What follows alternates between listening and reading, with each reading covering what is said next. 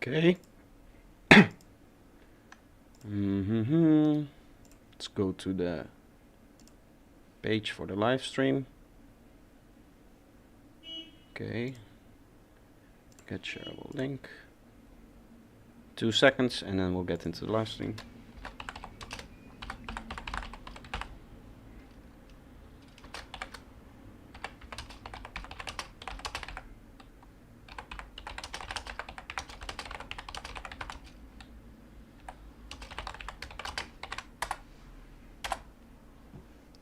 Okay, everything should be up and running. Let's see. My chat is live, my stream elements bot is live. My stream is live, everything is live. Nice. Okay.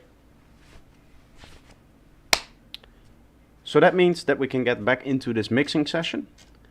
If you guys recall, this is the mixing session from last stream. And what I've done with my setup is that I've now made it so that my microphone signal gets compressed whenever I play something through desktop audio, which means that I no longer have to worry about the mic bleeding, and therefore I can just continue to use the microphone as normal and not use headphones, which is just nice, right? So this just helps with mixing everything, for me at least. So what we need to do is put in all of this mess into the project. These are all of the files that I rendered out because we had some issues with them, if you remember. So this is going to go into the base. That's the same color as the base group. I'm going to make a new audio track. You can actually do it like that. Base. Let's call this base new. We can now mix the individual notes. Basically what I did to solve some of the issues that we're having here. Apart from that, we have timing issues apparently, which I need to fix. This for some reason is offset.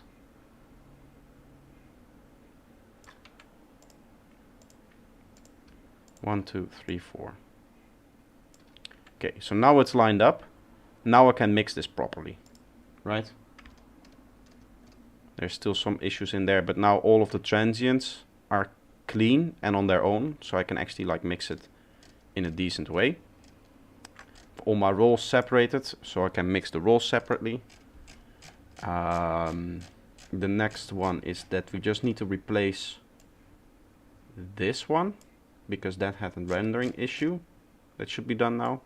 We need to replace the kick because that also had an issue with pitching, which ended up being a very strange problem where I, for some reason, had half of the kicks like just tuned down one semitone, but it was on warp mode, so in the waveform in Ableton itself it didn't show up. And best after school is your chill stream. Thanks, thank you very much. We have Vocal 1 dry, which I needed here so I could compress them enough. Main vocal verb, then we have a reverb there. Okay.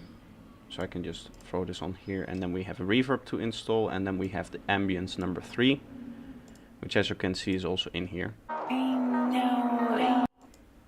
This is a very loud. These feelings to turn into better people.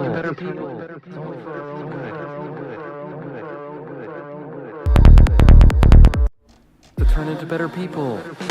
It's only for our own good.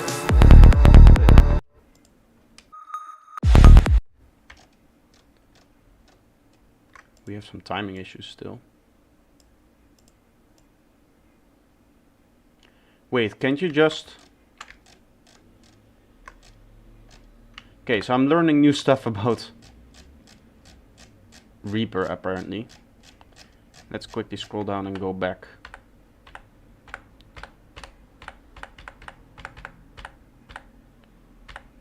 Apparently you cannot just put one file on top of the other file and have it overwrite it. Which I guess it's kind of annoying. Let me just then delete the kick file. We need to probably align the kick file as well. It's a little bit of a setup at the start here, but we have some files we need to replace. Basically, we put them back in here. Okay, scroll down again. And then we have main vocal 1 and this ambience. Main vocal 1 goes there, ambience goes there, and then it's like this, and volume down. But We use these feelings to turn into better people. It's only are we gonna have timing issues on the kick? Yes, we do. Okay.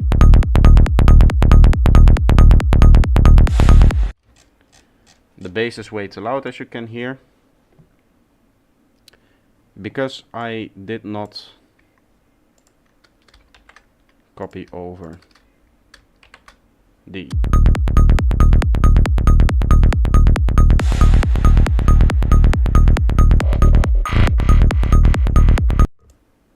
okay. So this is now the new bass, and I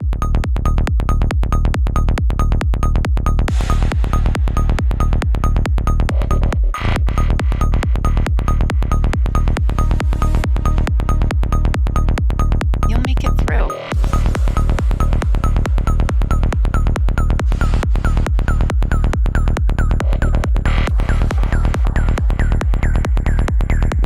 You'll turn out better than you were before. let's start with the reverb on this one. You'll make it through. I can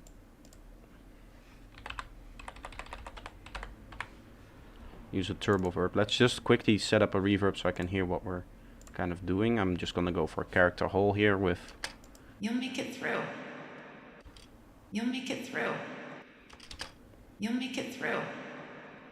I need to turn up my You'll make it through. You'll make it through. You'll turn out better than you were before.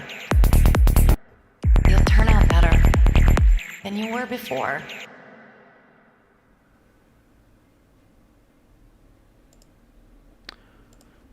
wait. You'll turn out better than you were before. Hey Dash, how are you doing? Ah, this needs to be 100% wet. You'll turn out better than you were before. We make a track here to group these two together, and then I can just set relative volume. Okay.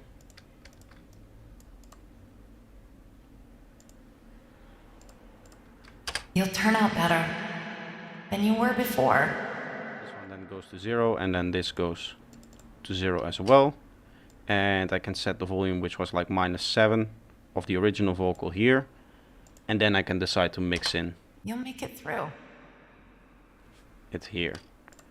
The idea is that we need to You'll make it through. compress it. You'll make it through.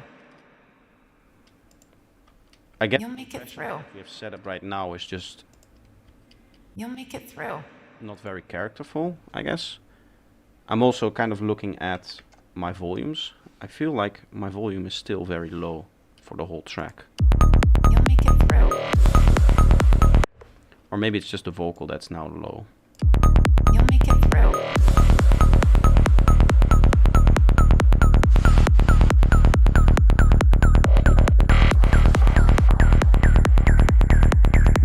You'll turn out better than you were before.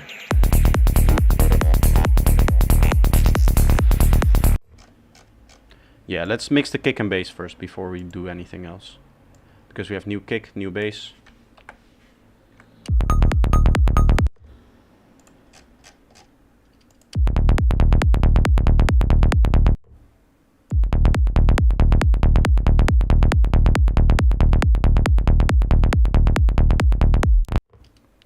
I I can take the equalizer that I had set up and this equalizer and this is something like that, I would.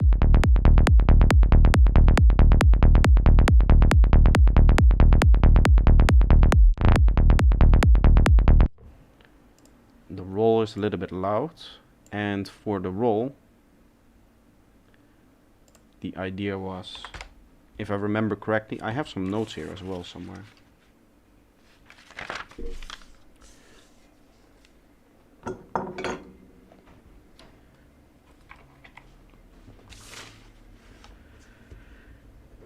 Bass rolls, these are all rendered. The only thing that I have on my notes now is that the bass roll needs a little bit of a dip on the third harmonic, and then the plugs in the intro lag presence. But I'm sure that we'll find other stuff as well. This bass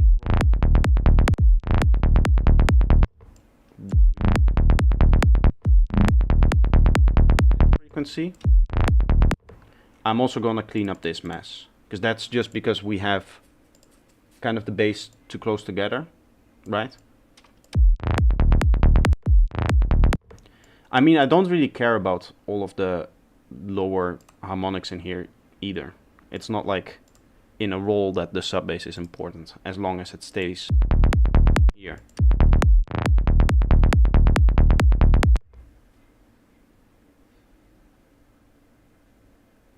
Yeah, I'd say the vocal comes out through my phone, but it's still drowned out by the soundbar. That's good to know.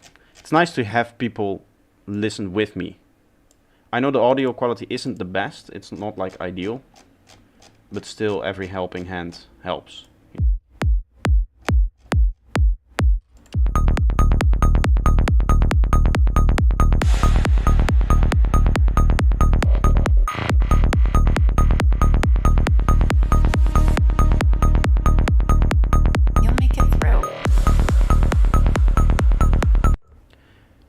I feel like simultaneously, like looking at the graph, this is telling me that there's a lot of compression going on for a vocal. But then again, it's not coming out as I want it to be in the mix. So, yeah, no, this is fully wet as well. Maybe I just need a different compressor for this kind of stuff. The CLA 76. This is a classic vocal compressor. This is the wave interpretation. From what I've heard, only use the blue one. Go for a decently fast attack and then like a slow release. You'll make it through. You'll make it through. Gain reduction, we want more. You'll make it through. You'll make it through. You'll make it through. Okay, so just to You'll make it through. we are getting around -8 dB peak here, which is what I expect given I'm taking away -8 dB, and this is then rendered at 0 dB, right? You'll turn out better than you were before. Okay, so it's actually 2 dB louder than I wanted to, so we can easily correct that. You'll turn out better than you were before. Now this is going to be peak volume, right? So this 0.00 dB is actually -8 dB peak volume, because we remove 8 dB here. I like to have my mixer around the same level as the track itself is outputting at the end of the effect, so that's why I did that there. You'll make it through.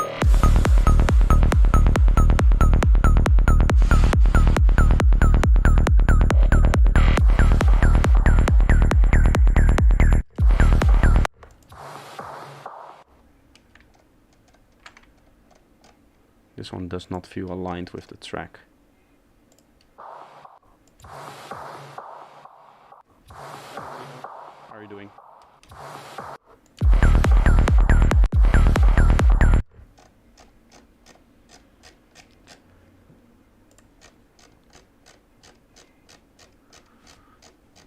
Just to check.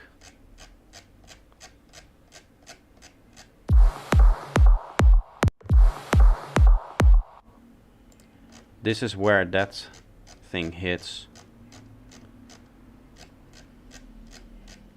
It's slightly delayed almost. But here it isn't.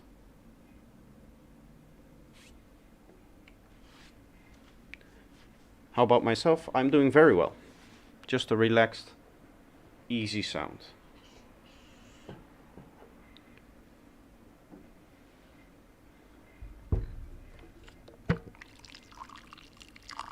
I'll have myself a cup of tea. That will make me cheer up even more.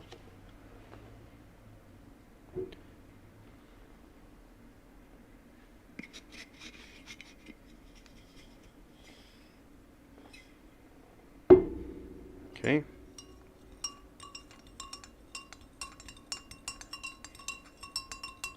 What's up, Vital?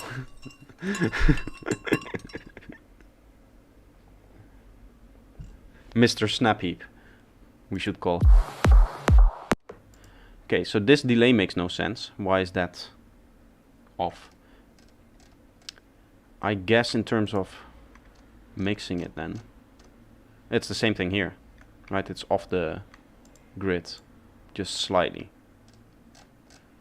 But only that one. If I move it forward, the other thing is going to be off the grid. And where's Omnisphere Eclip? Yeah. Every like tutorial maker has its own.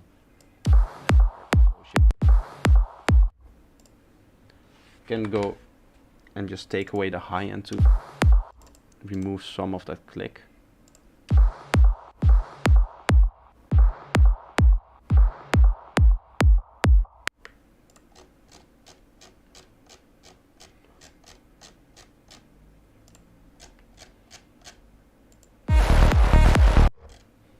Me, Serum. I'm a Serum guy. Or Melda.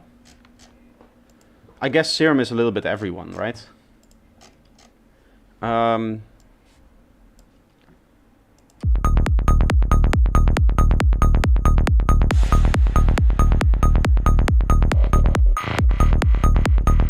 There's a fun thing we can do now, here. Since we have each bass note separated, I can just LFO tool. And then I can remove all of this pre-ringing if I want to. I can remove any post-ringing, which means I can add phasing without it kind of going over into the next bass. So for this, I think I'll just set it like,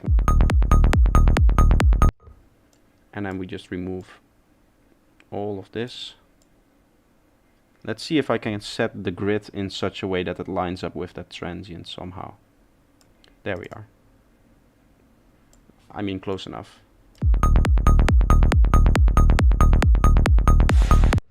I can now do anything I want to, as long as I don't go too far.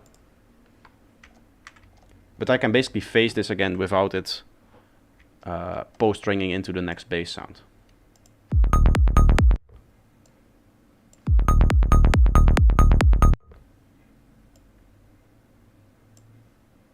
What's happening here? Why is this bass strange? I guess there's more to fix here. Do you see the waveform?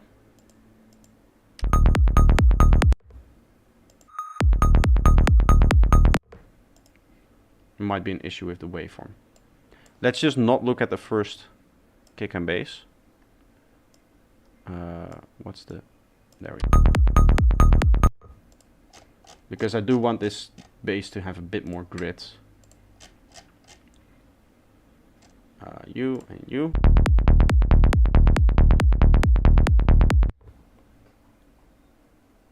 Do I make a separate sub patch or do you leave the sub in your bass patches? I leave the sub in my bass patches because I don't want to have to deal with lining that up with the rest of the bass. So, LFO tool again. Here we can set it to 1 there. We just make sure that it like goes to...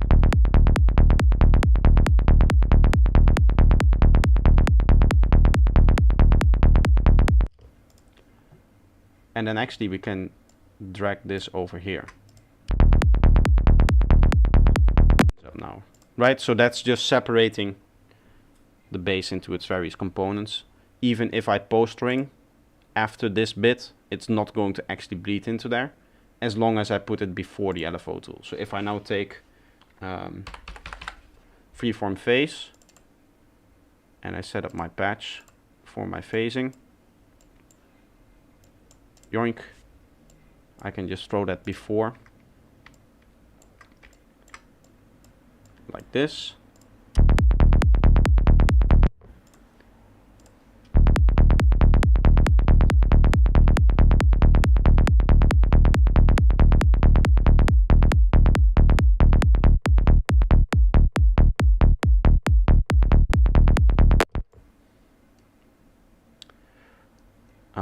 I guess that's just because of the phasing now, so we need to set it up.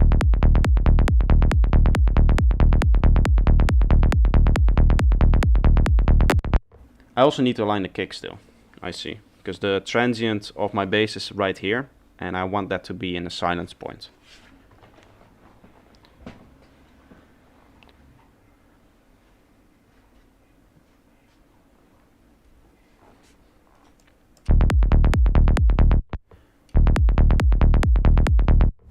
Kind of shocked what's happening here. Let's see if I mute this one. That means that this one isn't.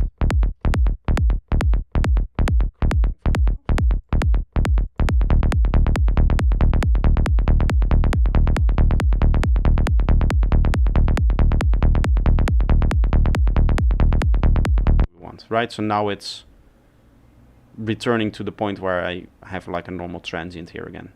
This bass is messy though.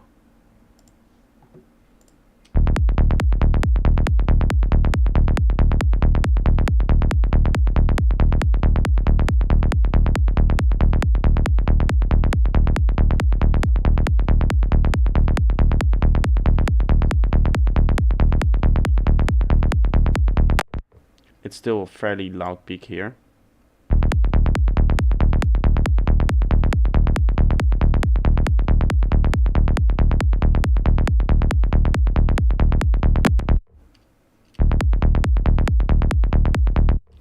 I guess that works. Let's see if 209 works for all three of them, because if the phasing is similar for all three, that should be better.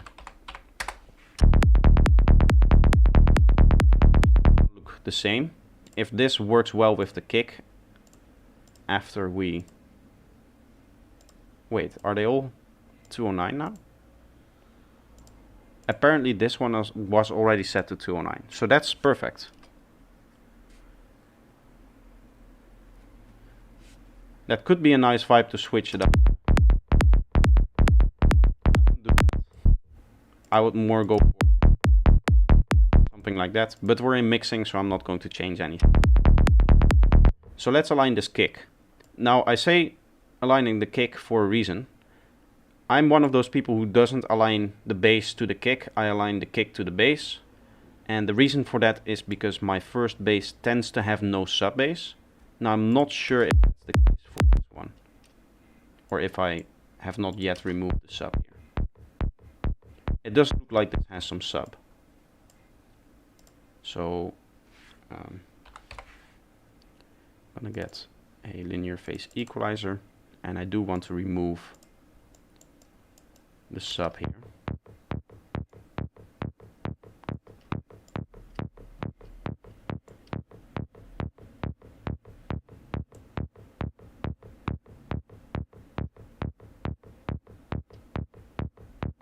Is this actually okay?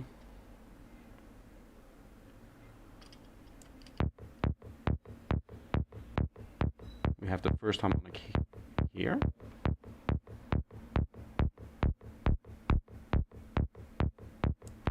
I guess like this. Yeah, you can see that cleans it up. I want to just align this transient to the layer. This is not going to work here because we have just one layer.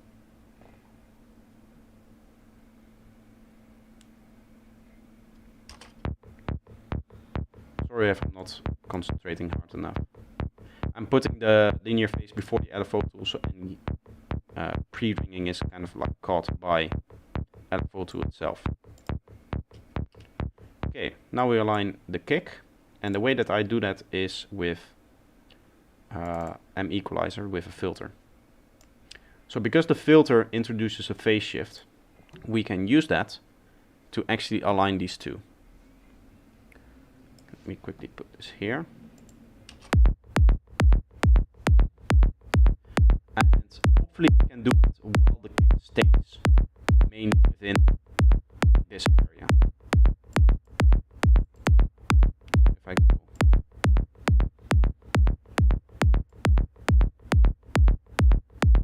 high shelf like this, I'm looking for a place where the transient sits close to the zero crossing, like here. Now this is the cleanest, I guess, but it's better than we had before because this isn't going to trick the limiter.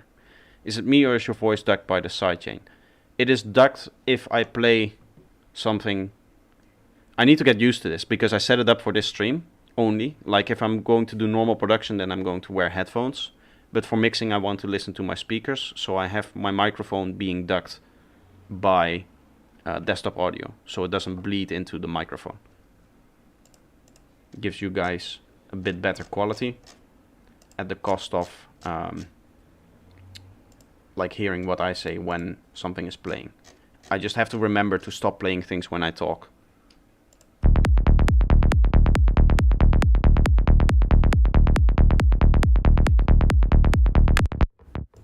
Sorry, bass is very loud.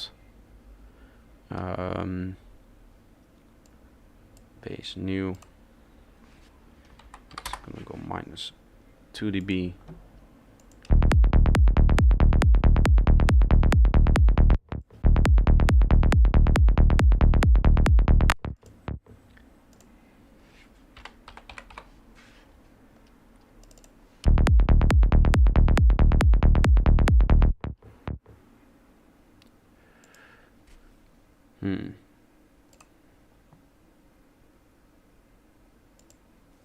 I mean, I guess I could just go +8.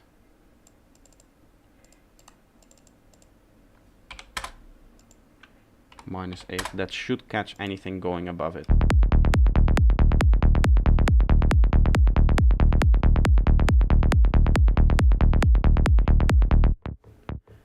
Which means that I can go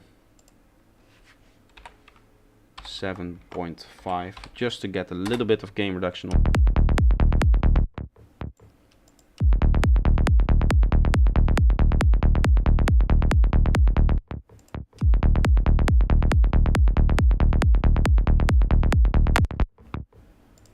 Now the bass is still a little bit loud, like relative for me. I can delete this old bass.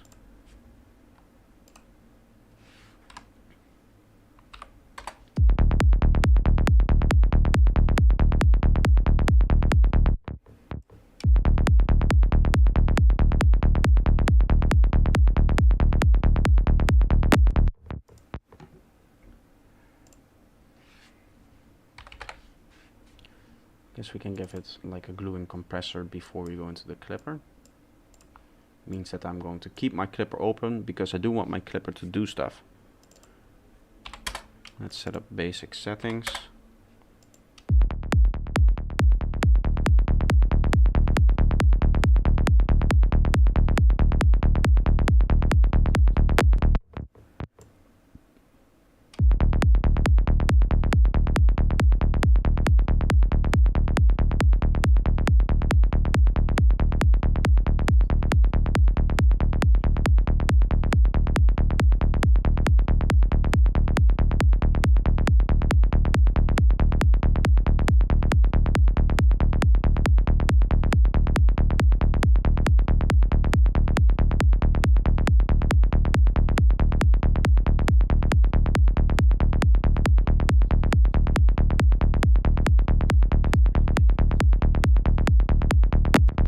I guess this is what is capturing the clipper,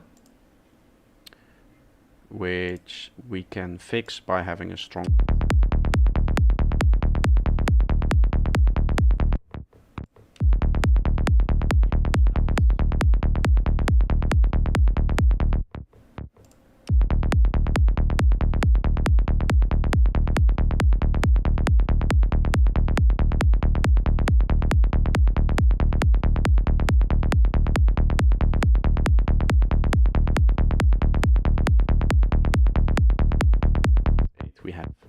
0.1 gain reduction, which means that we're actually at 0 now. That's the actual goal here.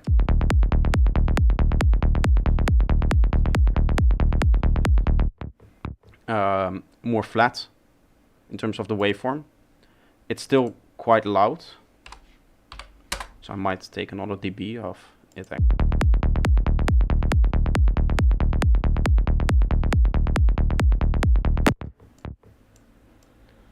Let's see how that sits in the mix, because that's obviously very important. Apparently holding control and clicking any solo button will unsolo everything, which is a nice tip for anyone using Reaper, because otherwise you have to go look through your whole project to everything that you have soloed.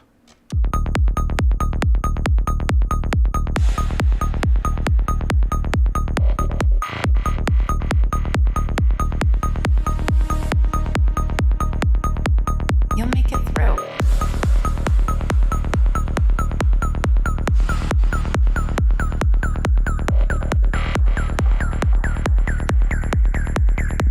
You'll turn out better than you were before.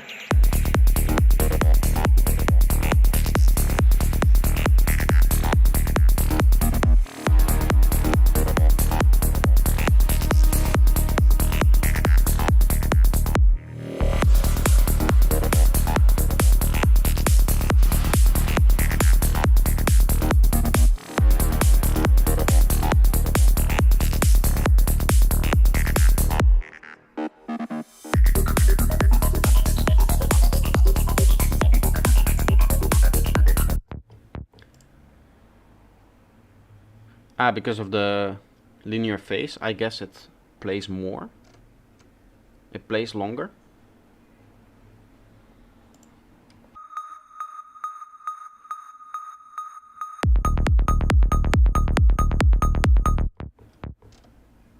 Do you hear how that one bass like continues to play? I think that's the delay compensation. We have some strange issue here with that first bass note. I have no idea what that's coming from. Maybe I exported it wrong again, but that's something I'll have to look at after the stream. You can hear it, right?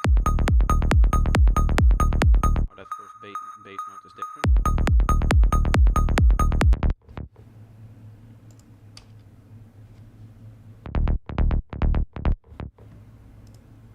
Very strange. Either way, let's move on to the next. One of the notes that I have is that in the intro, this plug does not really have any presence.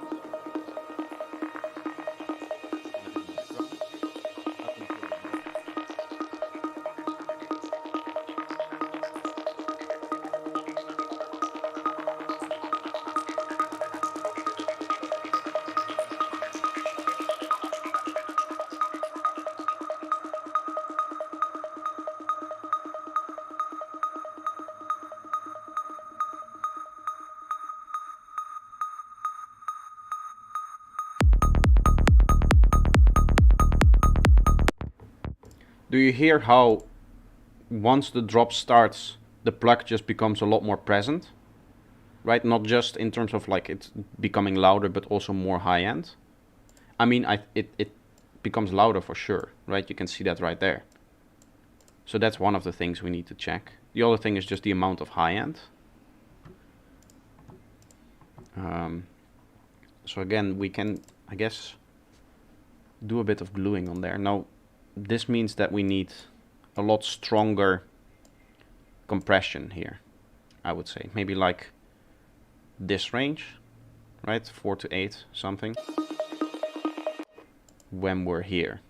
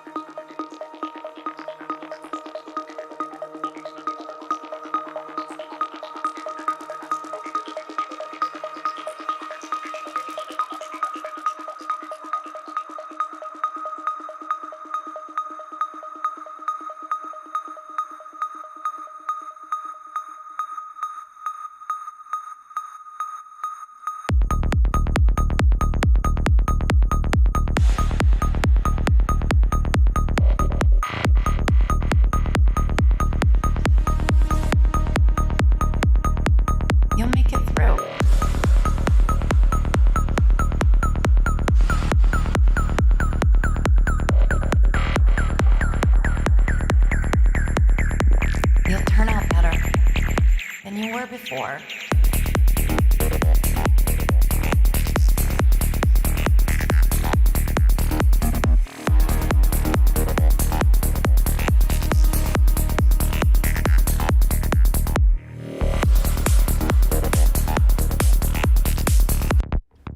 Percussions might be a bit too loud here. Let's take away like 2.5 dB.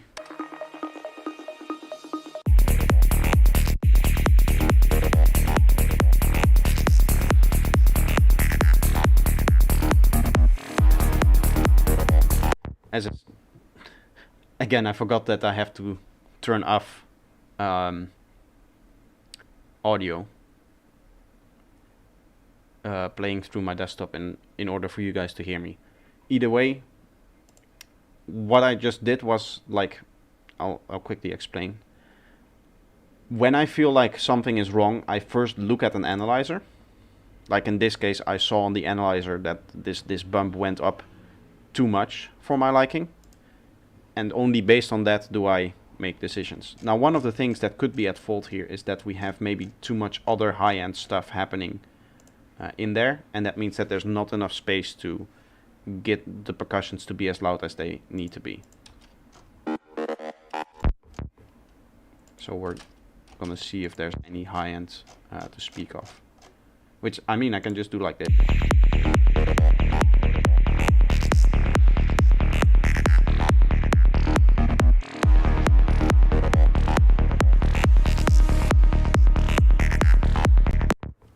There's some in this area when that lead is at its highest, which is this one.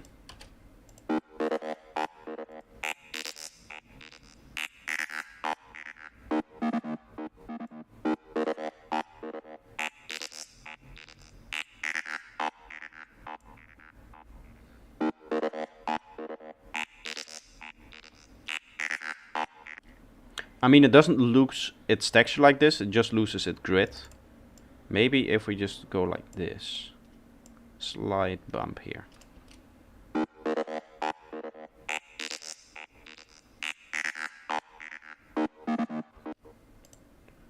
we can try one steeper filter and then a little bit back.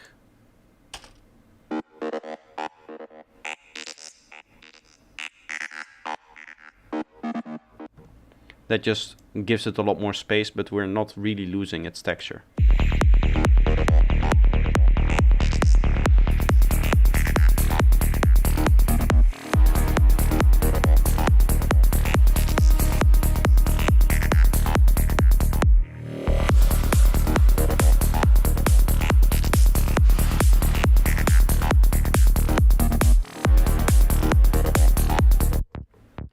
I mean, it's okay to not go like always down, right?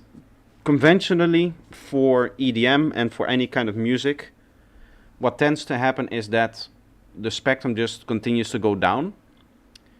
What I found for psytrance and for techno is that there's like a little bit of a dip, as you can see, and then it goes back up again, which is what gives you the very crispy hi-hats, what psytrance is known for. And that's one of the conclusions we had in the professional studio. It's every reference track that I gave him, that I gave to the guy working there at the studio.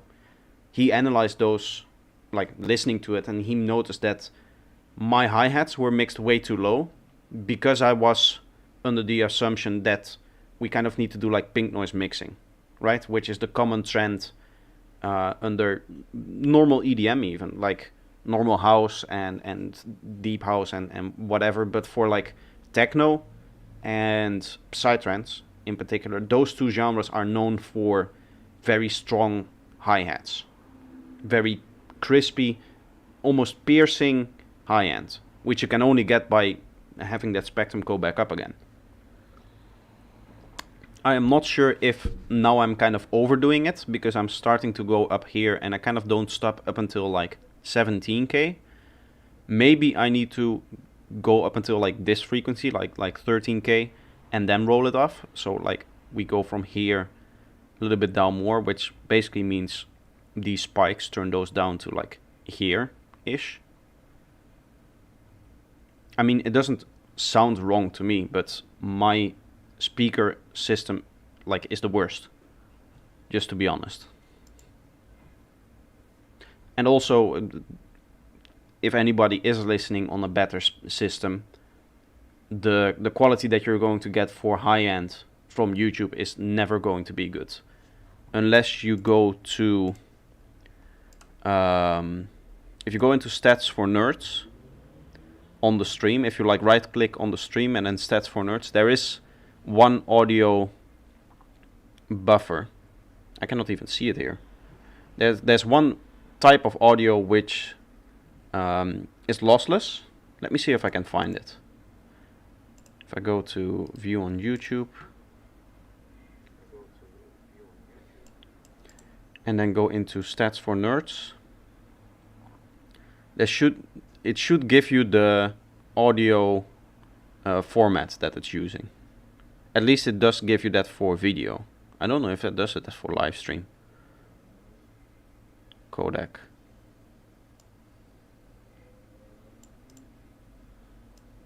I think the live codec is different as well, so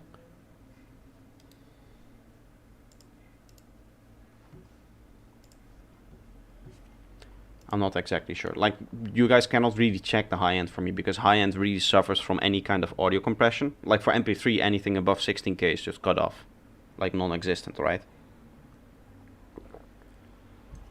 So even if I were to ask Dash or anybody else who is like actually sitting in the studio, like, how does the high end sound for you? It's their judgment is going to be useless, because not because of their judgment, but because of the audio that they're hearing is not what's coming out of my speakers, or what's coming, like what's in the file, right?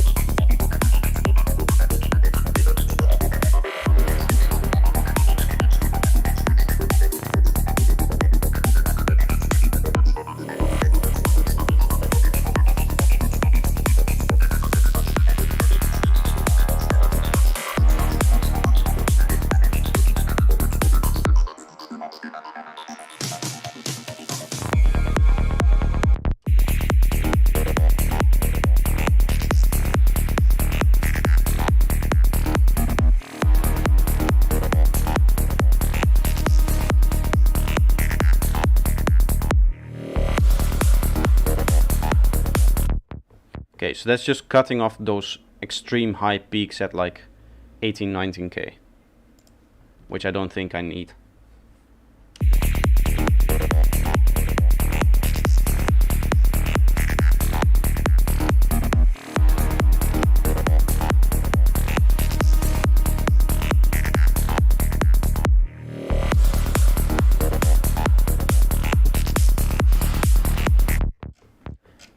Okay, so now what we have to do is a few more effects, and then what I want to do is get into some of the ear candy on the individual sounds.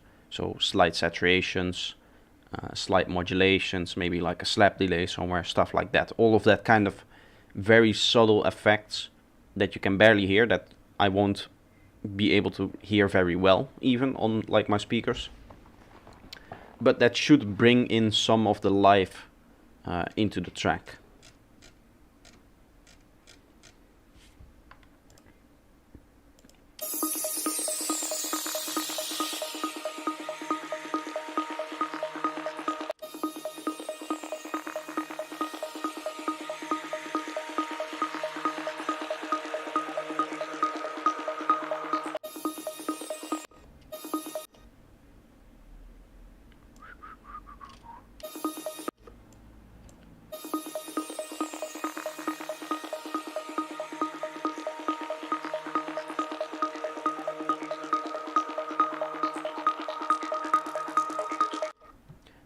To be quite honest, I'm not even sure how I'm going to do all of the ear candy, because if I'm not going to be able to hear it, it's gonna be fairly hard.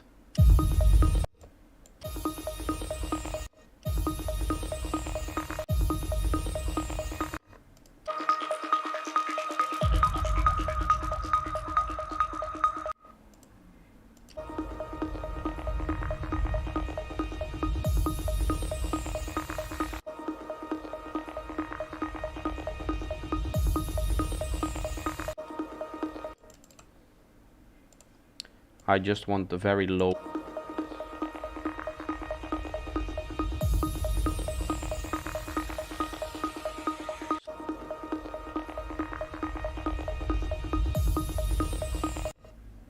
Okay, we have an intro downlifter here.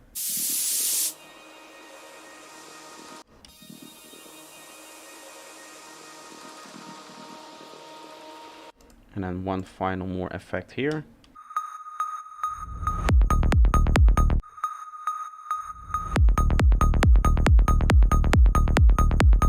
Which, I mean, for these small effects, there's not a lot that we have to do, right, in terms of mixing. It's more about now looking into all of the main elements, atmospheres like these, and giving those a little bit of extra ear candy, stuff like that.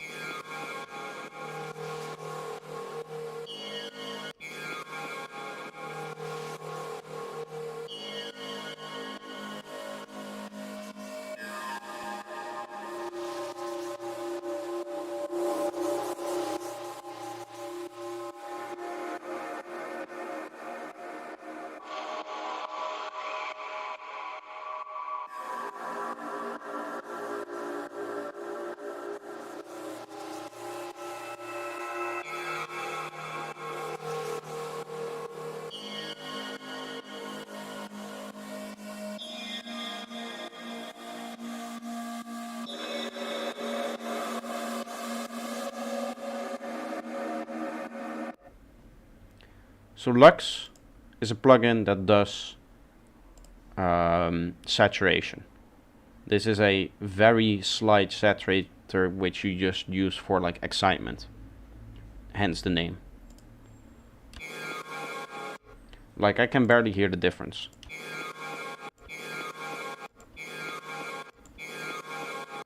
The only thing I see is that it's slightly louder when I turn it on, so to compensate I'm just gonna take away half a dB.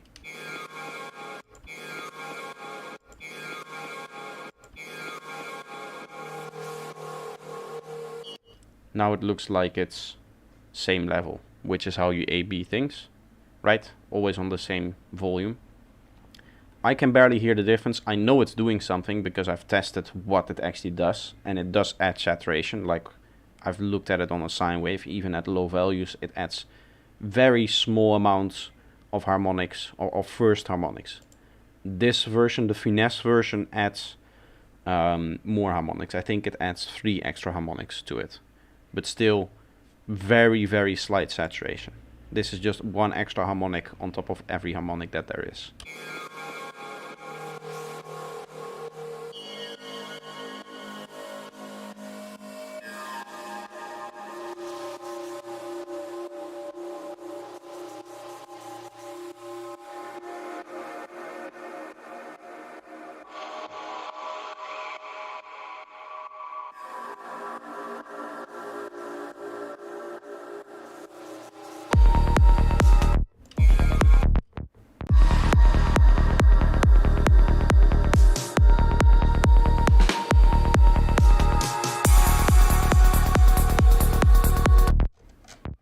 That crash sound is very, very loud.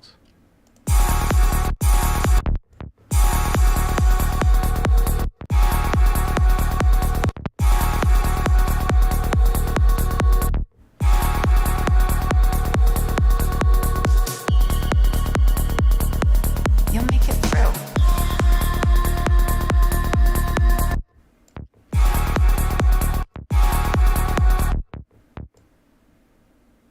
I think on these settings, the amount of dB that you have to take away is just over 1. Because I've worked with this all the time. So I kind of start to know, like, if I push it in there by like 42, I take away just over dB to get back to the same level.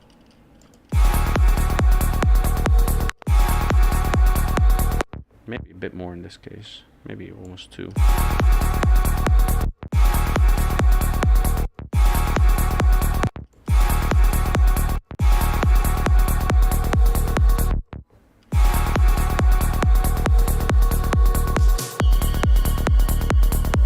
You'll make it through.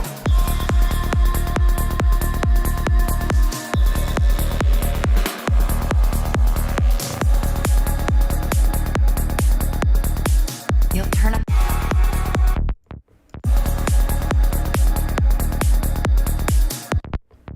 I feel like with this setting that I have now is a pretty strong setting for this plugin, but the breath comes out a lot more, which I kind of like. It kind of, I wouldn't say flatten it, but it does bring out the high end a little bit more, gives it a little bit more presence. So that's a good addition. I'm looking to maybe do a chorus on this, so that we add a few double voices, right? Like a stereo effect. Let's do the Melda one. Do they have nice vocal chorus presets? These names tell me nothing. Metal Heavens. Slow Pleasure. Let's see. It's maybe a bit too extreme.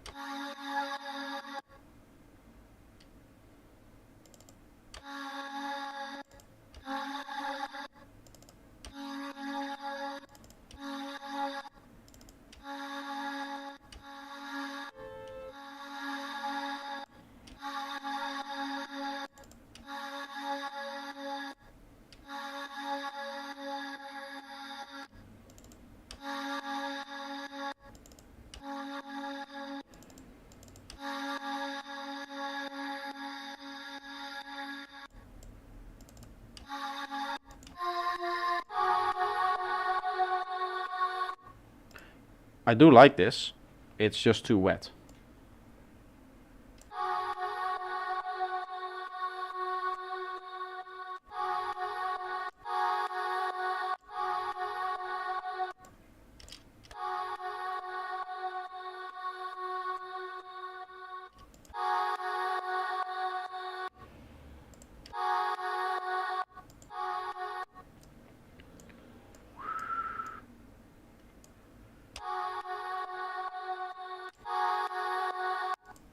Let's do some stereo processing on this, because it is too wide, right? This is gonna massively suffer in.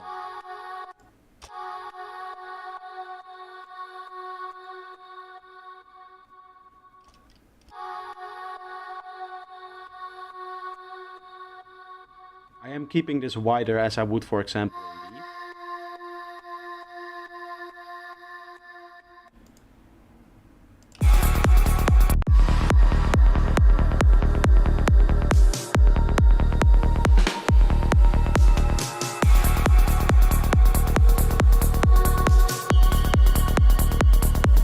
You'll make it through.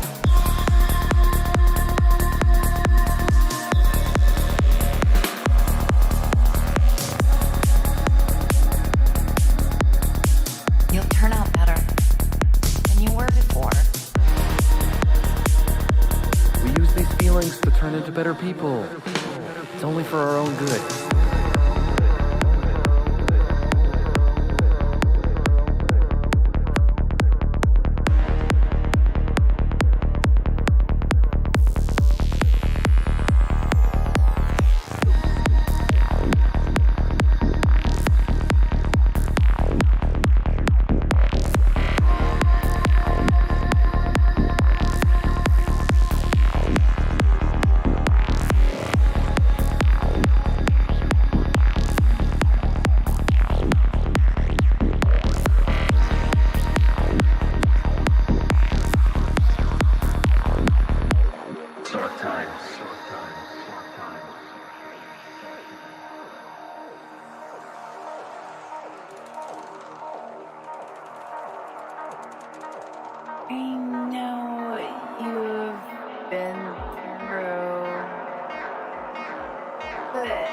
Everyone goes through dark times.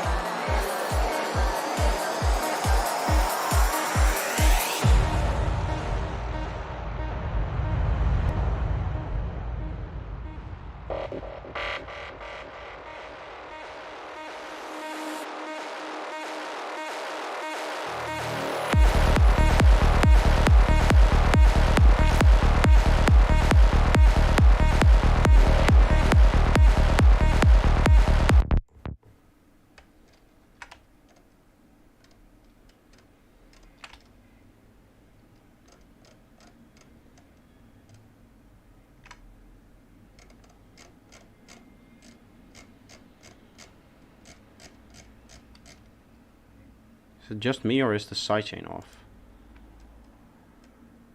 It isn't. Why did it sound like that?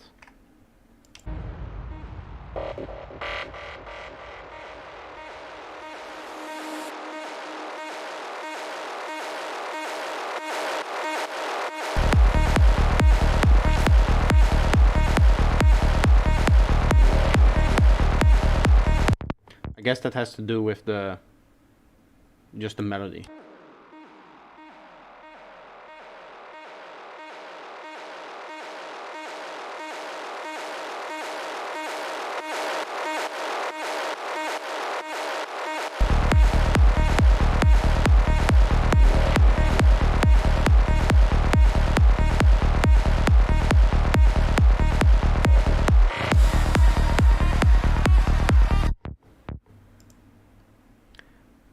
Sounds like it sidechains on 1/1 and not 1/, like the kick. Intentional?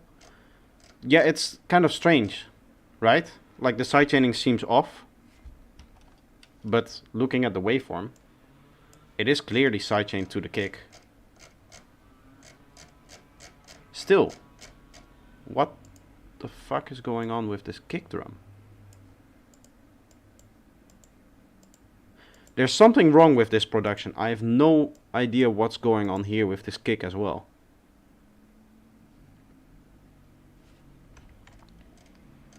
Like just here the waveform is louder, here it's quieter. Here the kick is louder again and then quieter. Some channels feeding into the kick channel or something. This is definitely just the kick channel. Like exported. So the waveform issue is the routing in Reaper did my head in. Routing is actually pretty simple. I don't think anything is routing into the kick. Basically any routing will be below this thing. The only thing that I have is that everything is going into the mix bus and I have one routing set up here, which is just sending it to this track. In the group waveform, display waveform, there's something else showing.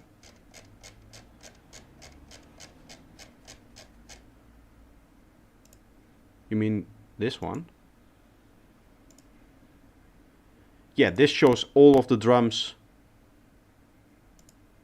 waveform like summed together. So if I mute the kick, you can see that still the rest stays. Because this is the drums group. The kick group is this one, the orange one. All of the gray ones are folders, so they don't hold actual audio information. They just show you the waveform of everything that's like in the group. Which is actually pretty neat if it wasn't for the fact that it doesn't take into account anything. It's just like the waveforms as they are in the timeline. So like if I mute this, the kick, it shows the hi-hats and everything else as being equally loud as the kick, which is obviously not the case. Those are quieter. But still, it's a neat feature to just show you where you are in the project, kind of. Either way, what I wanted to do is I wanted to bring out the synth a little bit more here. That's going to also probably fix some of those issues that we had with the sidechaining.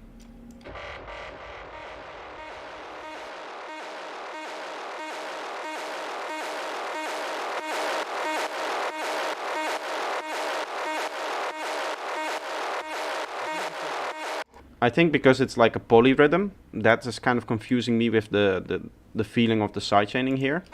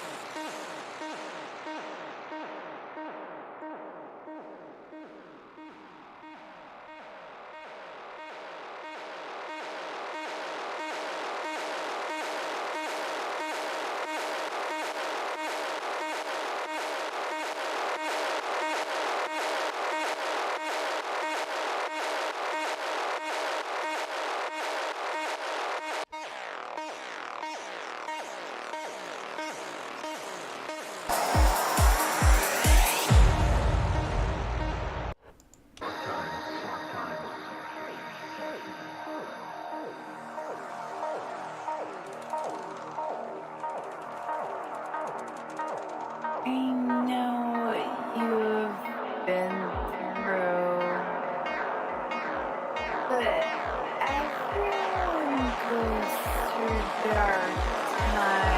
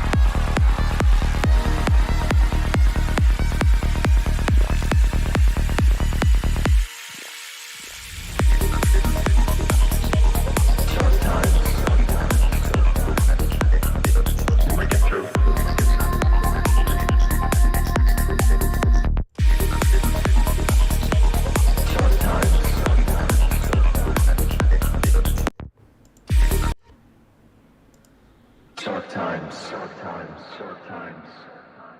You'll make it.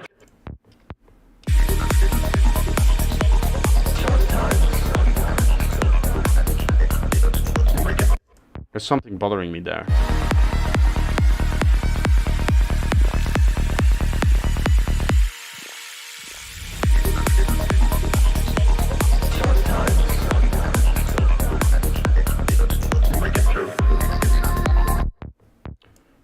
What I think it is the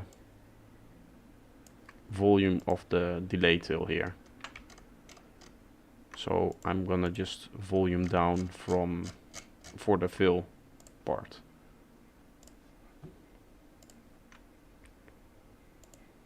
Oop, oop. Like take away 5 dB or something.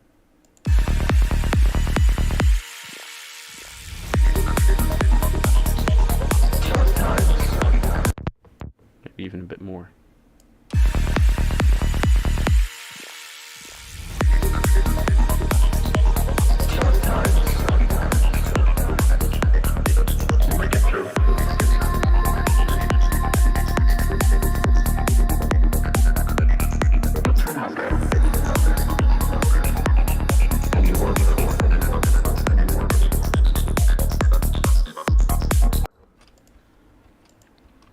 Dark times, dark times, dark times. You'll make it through.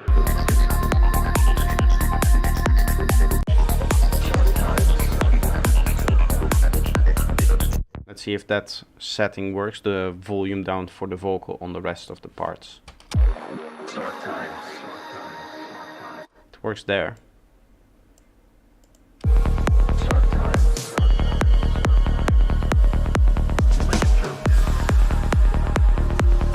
I actually have the volume lower here, which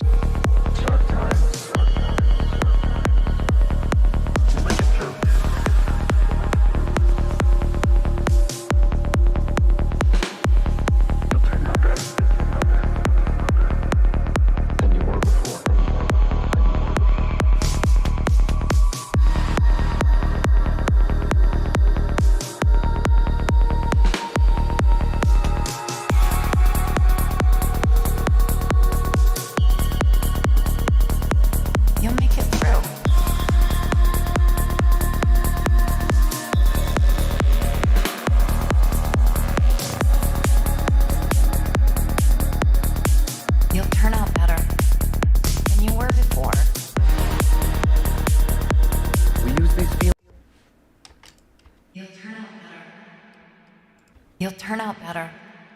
You'll turn out better than you were before.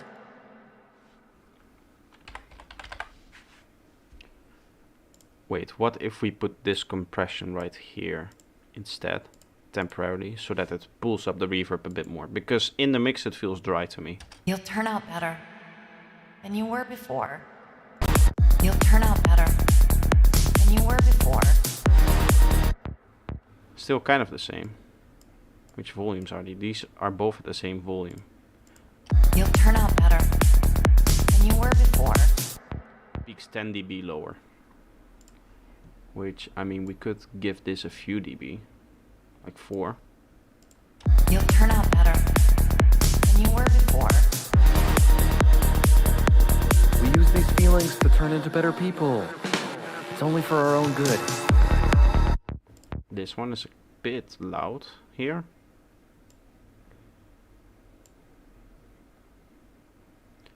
Reminds you of that one Ritmo track. You're gonna need to be a little bit more specific, because I don't know what you're talking about right now. You'll turn out better than you were before. We use these feelings to turn into better people. It's only for our own good.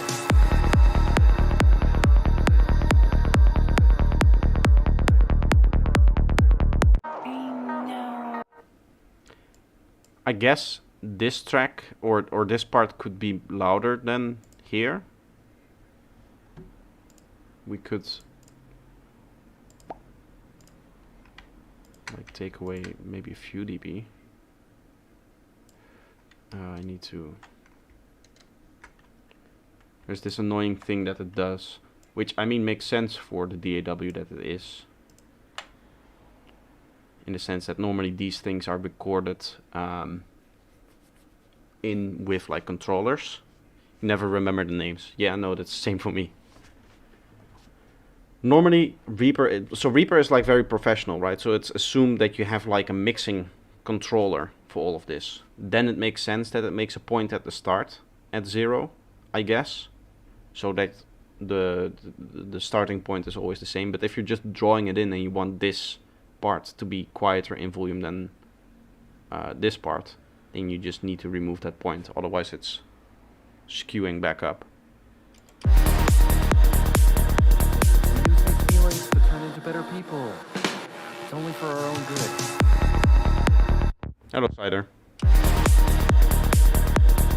use these feelings to turn into better people. It's only for our own good.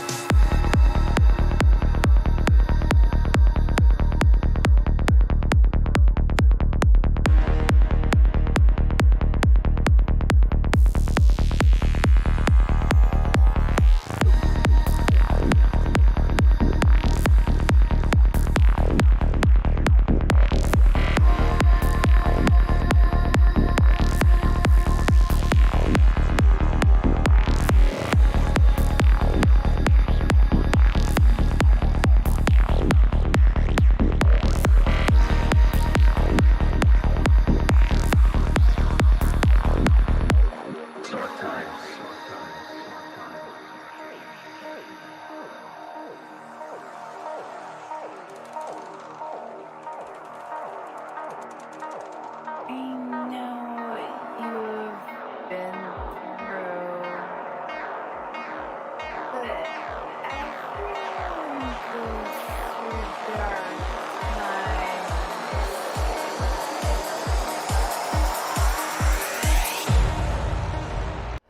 Okay, I still want this vocal to be clearer.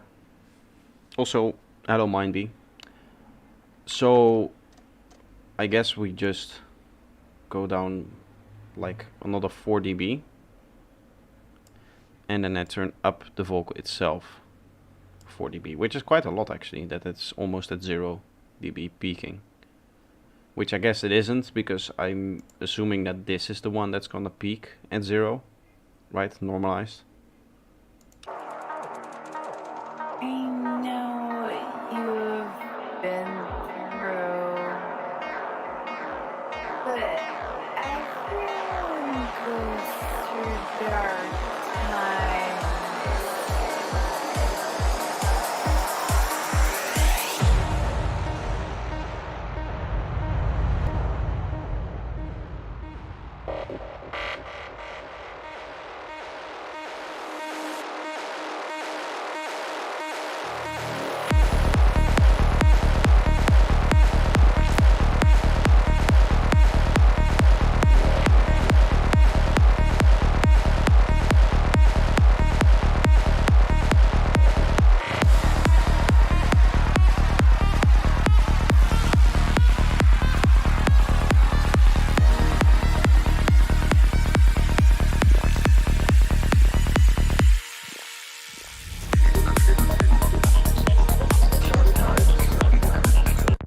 Hello, Bouncing Noise.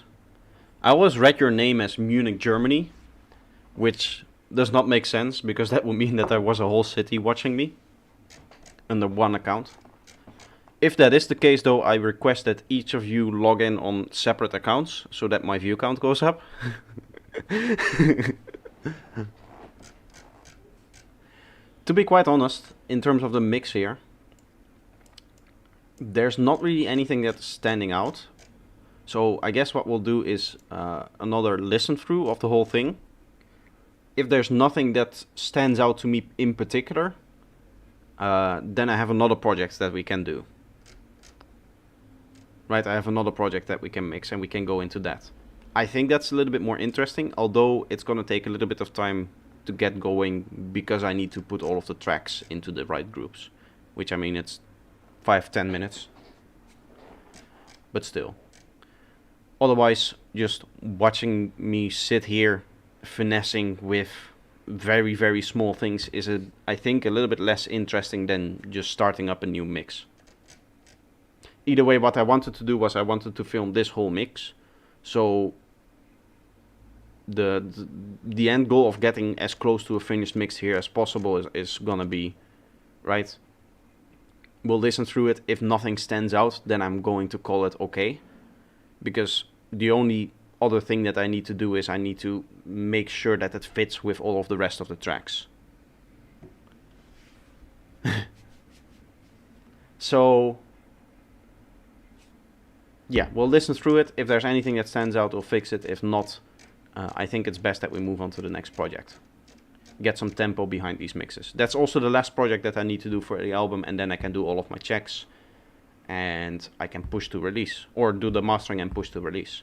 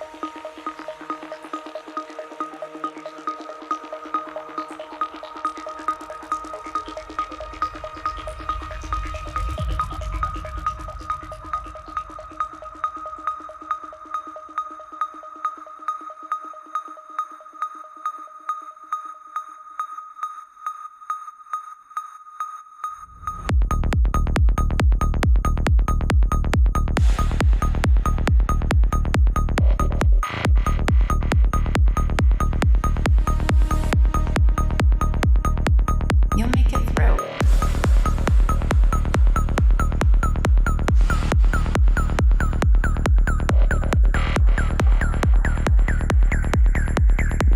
You'll turn out better than you were before.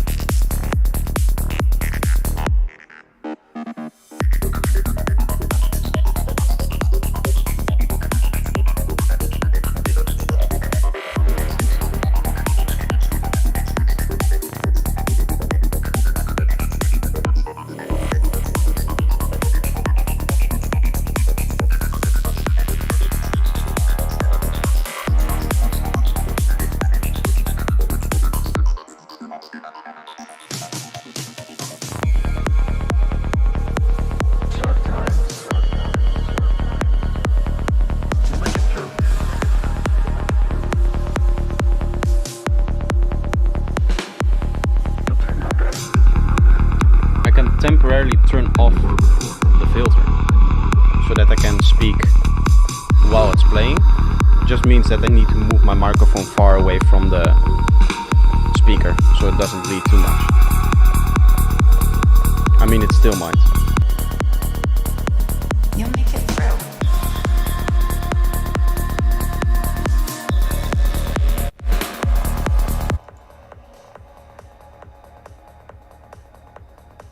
You'll turn out better than you were before.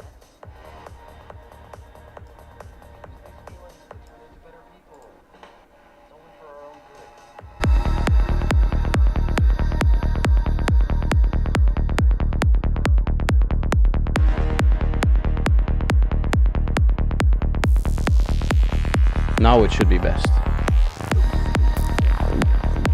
I can still talk and it shouldn't be bleeding. I had my desktop being routed to my microphone. This is my desktop, this is my microphone. And I had it go, or this one go to B2 as well.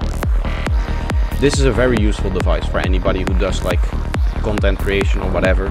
If you need to send audio multiple places, it's very useful. Sound is okay, nice.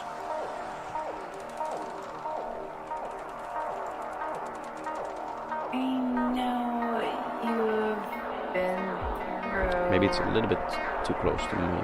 But No. everyone goes through I don't like my microphone showing up on the camera. They always say never show how you do something in filming.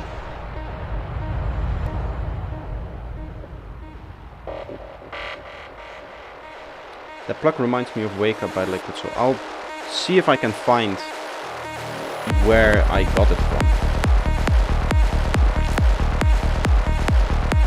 You can see if I can find the text file of my album stuff.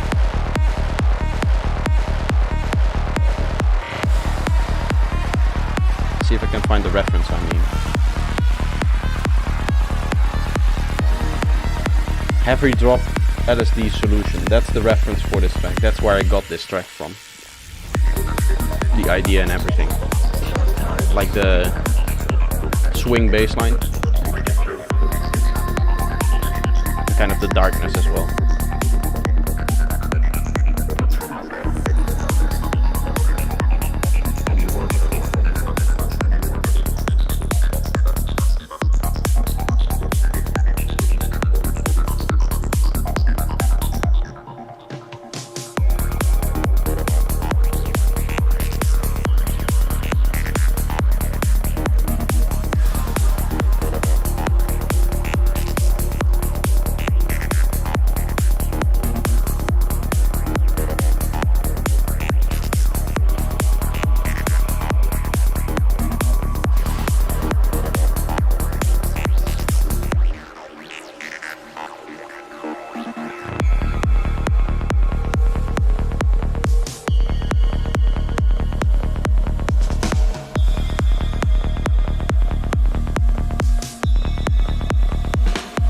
You'll make it through.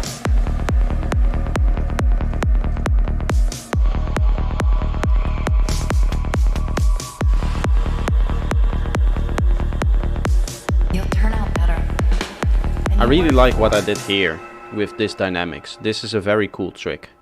I'm probably gonna do like a video on this setup. It's very simple. It's just a gate like in parallel. But it does like it takes away the, or it makes it more punchy in a way, right?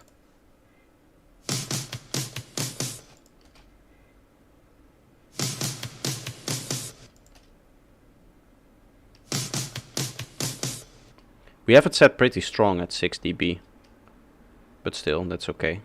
It works for the track.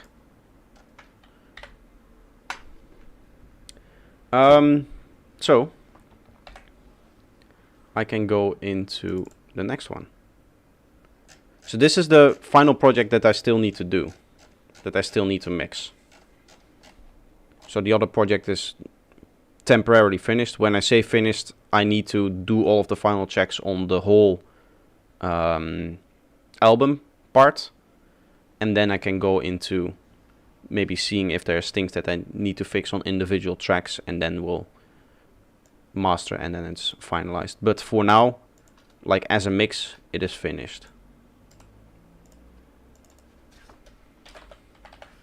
Which means that I need to start organizing this.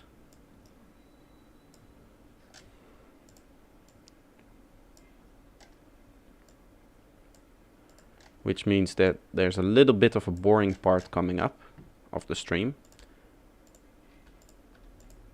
But hopefully everything after that is going to be more interesting than just watching me fiddle with details on that mix. Unless you guys say, no, you want to see me work on a lot more of the details of the other track, then obviously I can go back. But I think this mix will be more interesting. This is a 110 BPM project, by the way. It's like the final track of the album. I decided to go slower and just something completely different. So it's like it's inspired by Strange Planet by Spongle and Asterix. Is that how you say it? Spongle. You guys would know who I mean. It's the psychedelic band, guys. Delayed reversed sweep. Is this a synth? Nope. We have a bongo loop. Let's see if we can find some other drums. This should be an easy mix, by the way, because it's fewer tracks. Yeah. Less than 50 tracks on the project. It says more than 50 here, but that's because there's group tracks in there as well.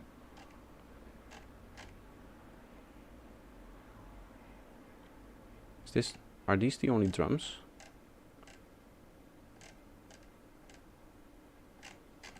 I guess so.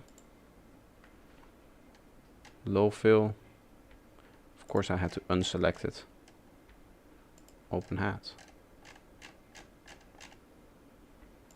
And this guy.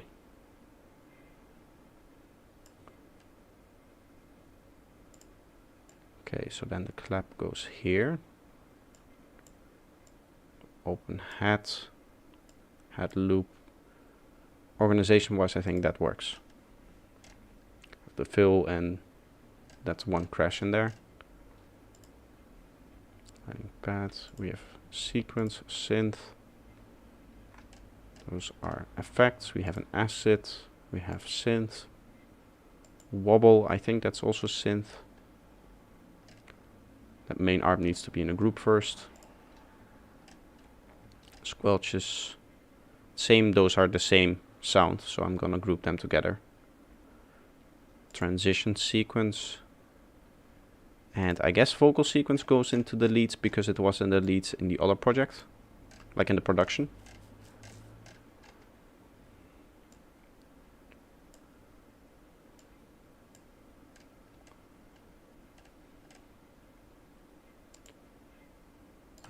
Here we need a new track for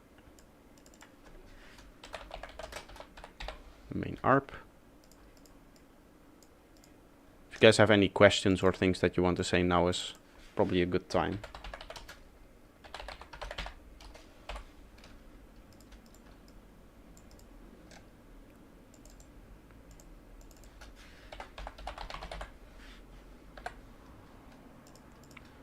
Squelch with an E on the end. It's French for squelch.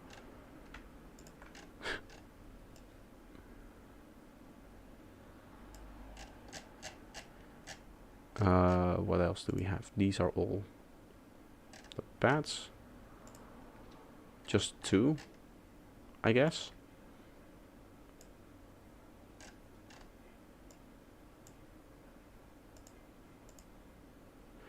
I think this choir layers with, or this one.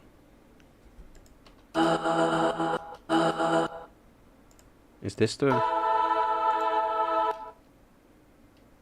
or is it this? This is the, yeah, this is the one that eventually layers with gliding pad. So these two would be nice to have them together. High impact, long noise riser, long tonal riser, low impact, downer, noise riser, reverse exhaust, and synth riser are all effects. And then we have our main vocals there. Okay, so now it's organized. We can color them, which I still have yet to find a quick way of selecting a track. Ideally what you would want is just to be able to like select a track here, go to track color, and then set all of its children to the color that this is. I select the wrong thing. I don't think there's a way to quickly do that. Like in Ableton there is, right? You can just select the group and then color tracks and color all tracks and clips in group, and it just colors everything in that group the same color as whatever group you've selected.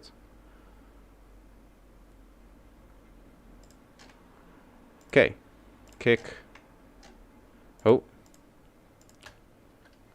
we need another percussion track. Percussions, which is this.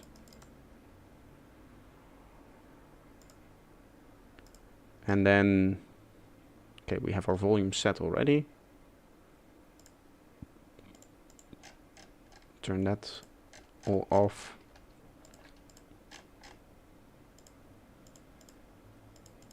Let's unmute those.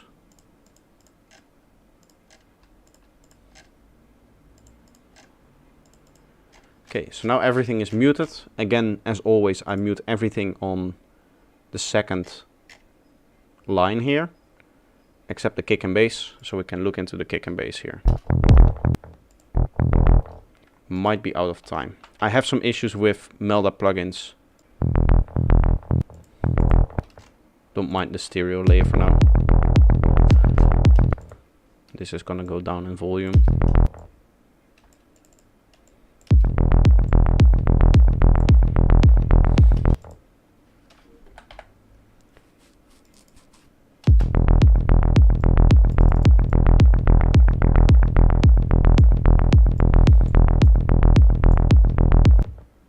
Why is this?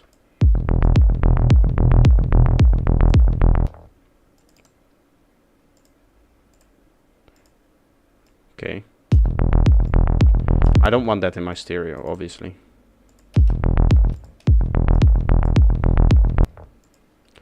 And then I want to just get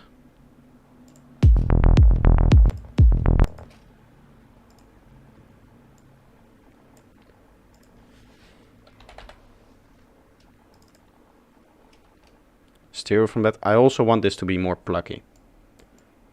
So we'll set 116.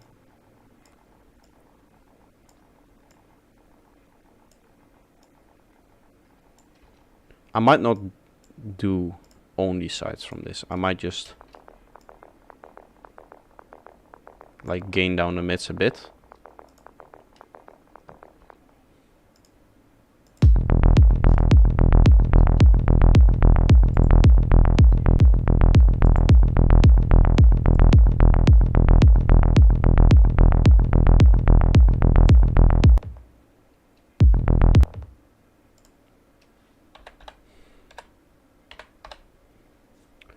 Another LFO tool so I can sidechain duck this. I have my LFO tool set up in a default that I can just drag this down for sidechaining.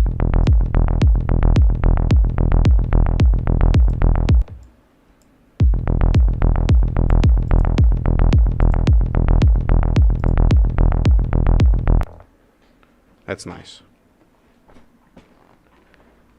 Okay. It still feels a little bit hollow as a sound. Like that frequency's bugging me a bit.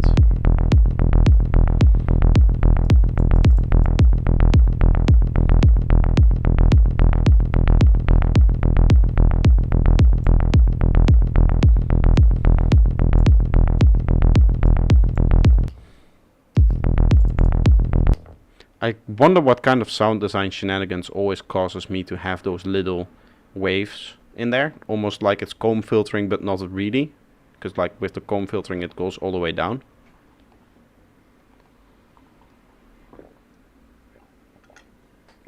It's like a comb filter on a very low wet on there, right? The little waves that you see. Obviously that would continue into the high frequencies more and more and more if it was an actual comb filter. But I always seemed to have either it's this analyzer that's just messed up, but always on my bass it seems to be like there's an area in this frequency range, like from 500 to, I don't know, 5,000, 6,000, 7,000, that there's like a few humps as if it's comb filtered. But then it's not really comb filtered, the bass. Obviously, like I don't put a comb filter on my bass line.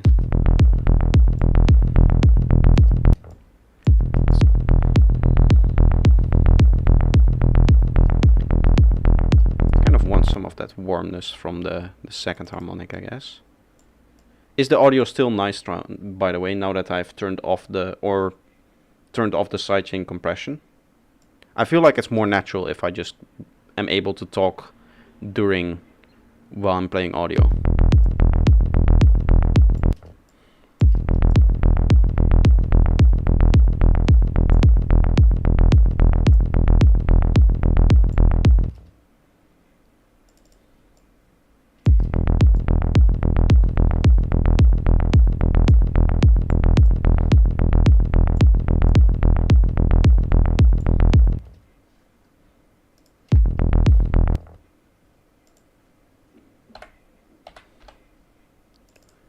LFO tool.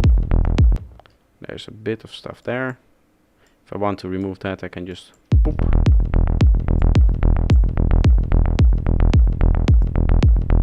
This bassline is intentionally changing all the time. I added a little like 2-beat groove in there.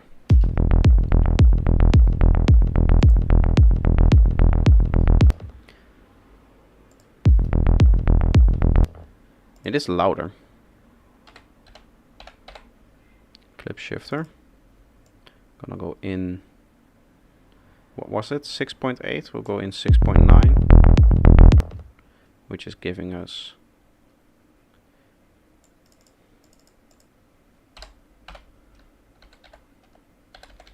-8. Little bit of gain reduction on there. It is slightly messy. I guess the idea with the messiness maybe like you can see, even if you look at like 2 bars repeating, it's not exactly the same waveform every time, I think. Maybe it is. Maybe it just shows up strangely on the...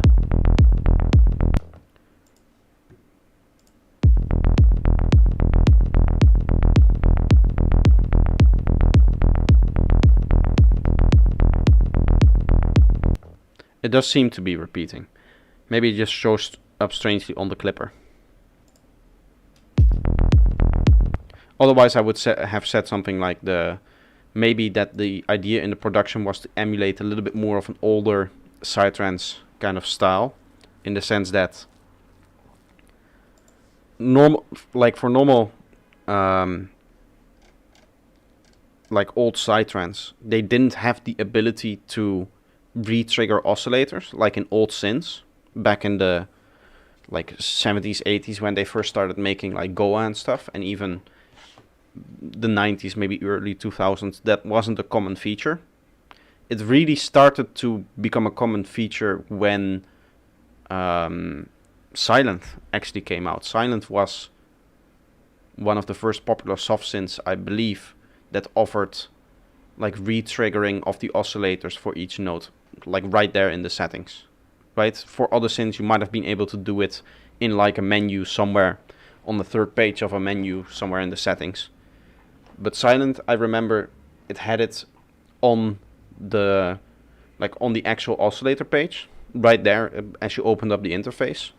And obviously with Serum it's very, very prominent. So before in old Psytrance, they didn't used to do it, which means that the bass sounds different every time it plays. Like listen to old Goa, you can hear the bass being different every time.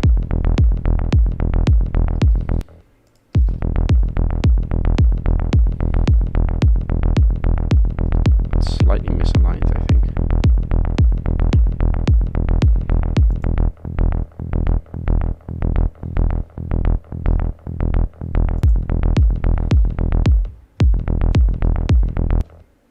Actually, the bass is a bit late, isn't it?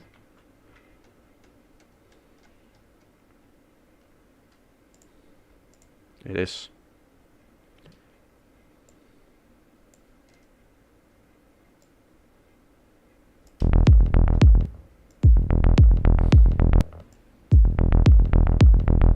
Those few milliseconds make a whole big difference. Still a bit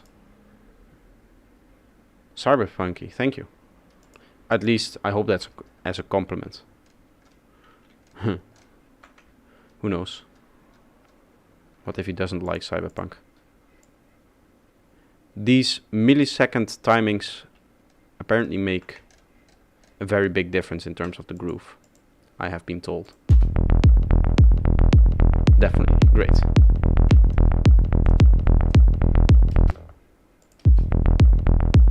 Summing looks good. I'm going to align my kick, and then we'll do some EQing on the kick because I want a bit more punch out of it.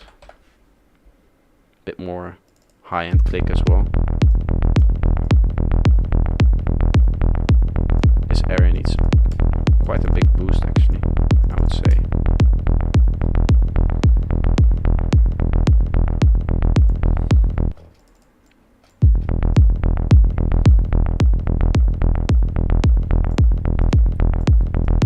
Slight dip at like 120. Let's see what that did to our face. It's actually made it worse. Nice. Let's go way below. Is there a way for me to like nicely check? There we are. So I'm lining up the transient with a zero crossing. That's the kind of phase alignment that I do. My theory for phase alignment is as follows, and correct me if I'm wrong. I have no sub bass here in this bass note. At least I think maybe I need to get rid of that, but I don't think that I'll have it because that's kind of how I do it standardly.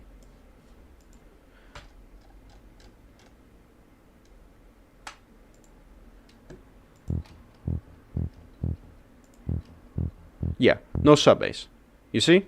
So I don't have to align my sub bass to the sub bass of the kick. And then even if I were to align the sub bass of my kick, this tail is still pitching. Now I could go for a setup where I make a kick where like this bit of the kick is like stable in terms of pitch, which means that you lose a little bit of your punch, right? The pitch going down in the sub just gives it a little bit of a more punchy feeling.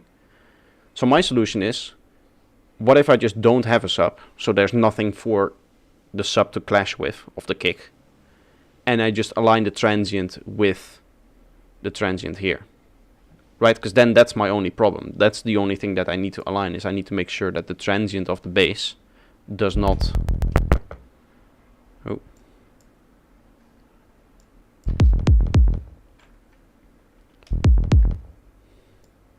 Hardcore.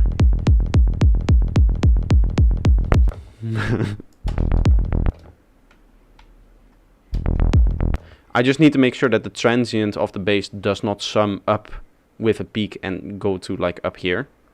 So that's the only phase alignment that I do. That's kind of my philosophy. I've never really heard anybody else do it like that, because I've never heard anybody else separate their bassline out like this.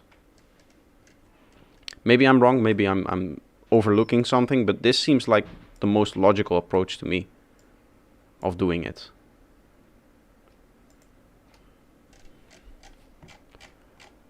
Okay, let's look into elements and their priority. Main ARP obviously is a high priority element. Here we have a few different things together.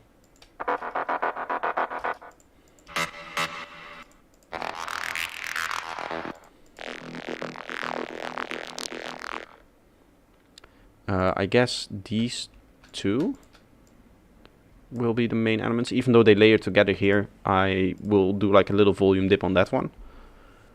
And then we have this, which goes together.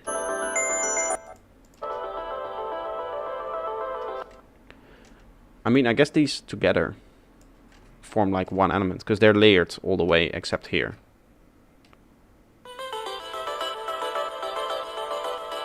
Oh, that's slightly distorting. That's a bit annoying. Maybe I need to fix that. For now, let's place these two here. So this will be our main elements for the whole track. I mean, we're lacking main element material here, but that's not really an issue. The other main thing is this pad, which does also the outro. This has a long outro because this is the end of the album. Hence the longer outro. Either way, we can start to mix these.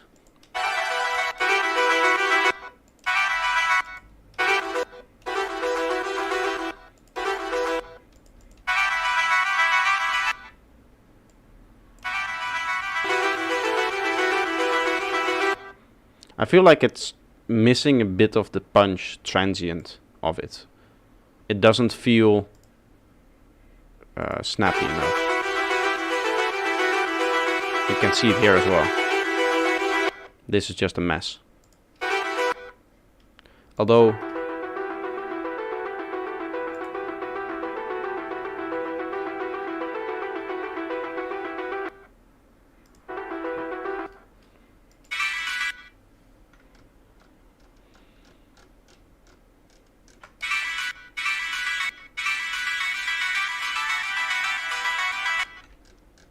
I might have more export issues here, like looking at the waveform as well.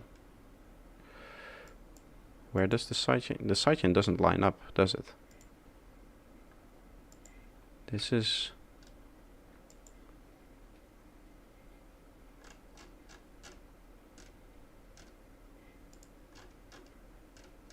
That's where it needs to sidechain to, and then here. So if I zoom in like this, this is where we would need to sidechain. Sorry, let's go earlier.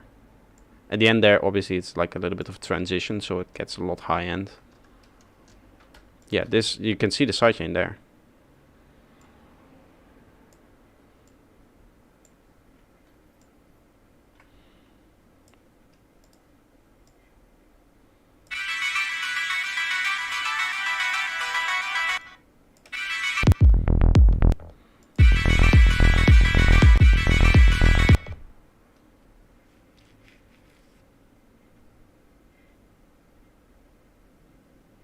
Quite the experience. Thank you.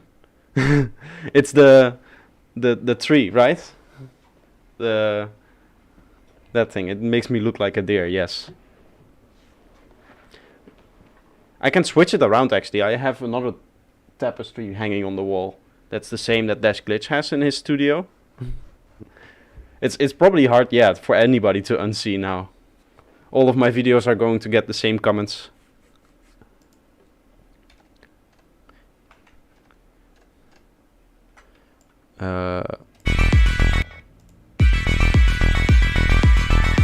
That's lined up now.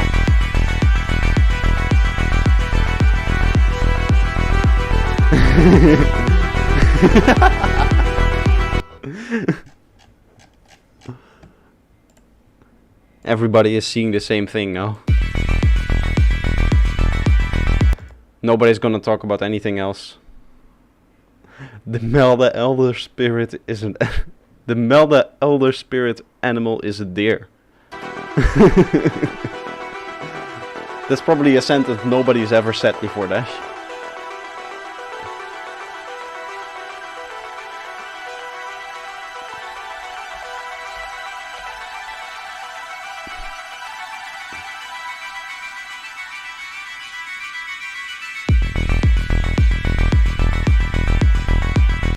still lacking the pluckiness that I want. Like everywhere. Even here. I mean, I could just LFO tool it, which is a bit of a brute force.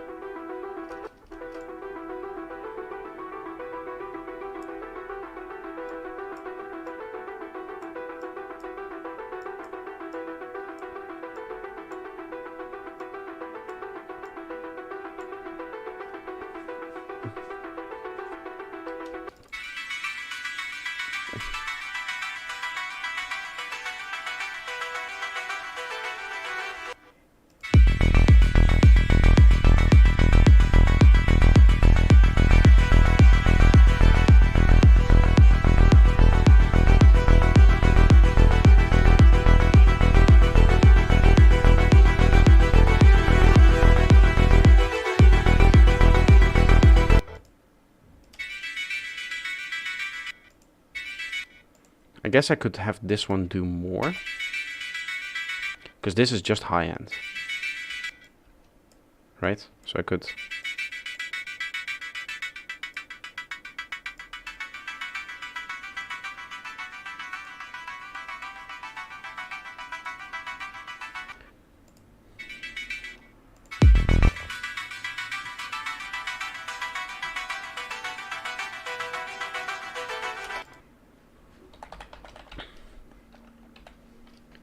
Let's see if the transient shaper... If the transient shaper picks up on all of them, which it doesn't, then that would be a nice tool. Maybe the transient shaper from Melda does. I cannot really see. Accurate transient. It does.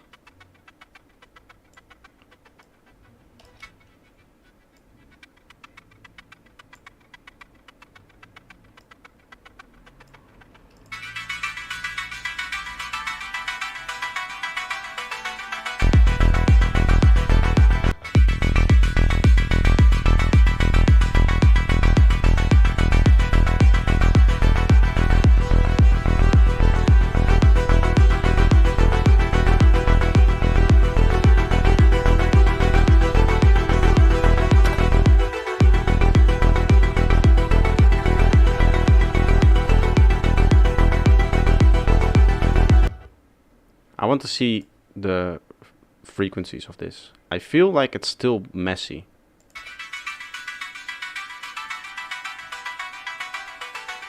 I mean, you could argue that there's a bit of mud in there.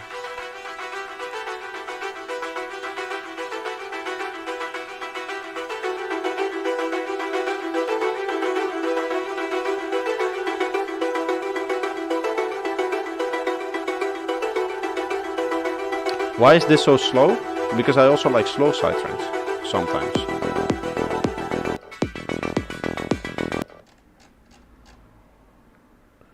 Did I put this on the wrong?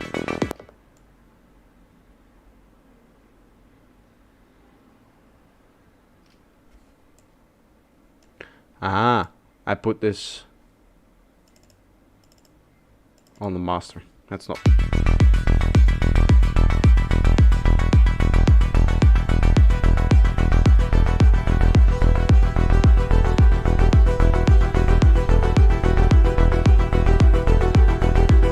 Hello, Malogify.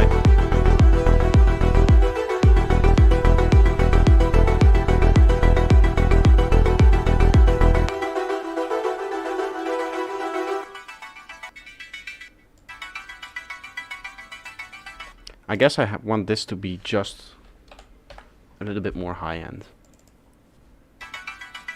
Like the actual...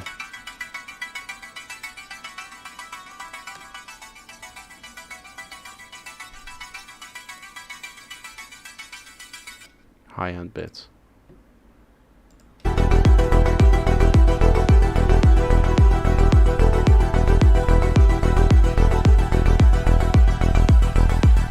Hello, Klaus.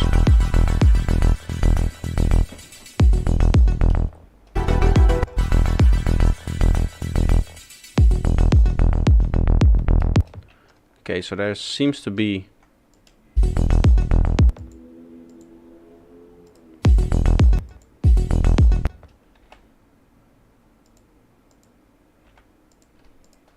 I don't think this synth comes back later, right? Nope.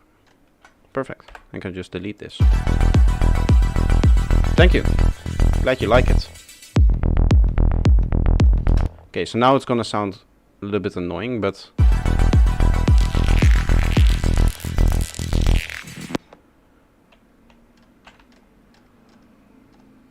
What the fuck is going on here? This one is also out of sync.